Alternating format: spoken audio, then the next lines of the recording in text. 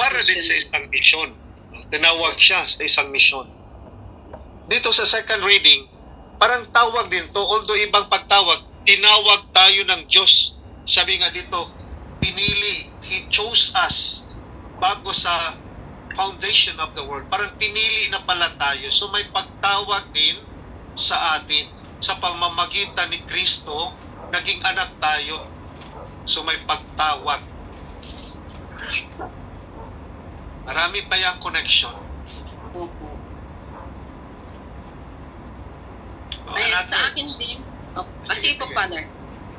Another dito, sa first reading, di ba, meron parang huwag kayong magdala ng mga kung ano-ano, cellphone, kung ano ba ng pera. Parang ibig sabihin, magtiwala, no? Tiwala. Dito sa first reading, di ba sabi ni Propeta Amos, hindi ako propeta, tagalinis lang ako, shepherd lang ako, taga-pangalaga ng tupa. Pero yung tiwala, no? Nagtiwala siya, imagine propeta siya, ang alam niya mag-alaga lang ng mga tupa. Pero tinawag siya, na din yung tiwala niya sa Panginoon. Dito second reading, tinawag tayo, pero yung tiwala, bakit?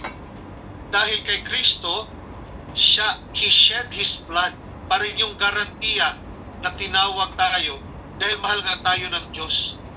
So He shed His blood, that's why it is a grace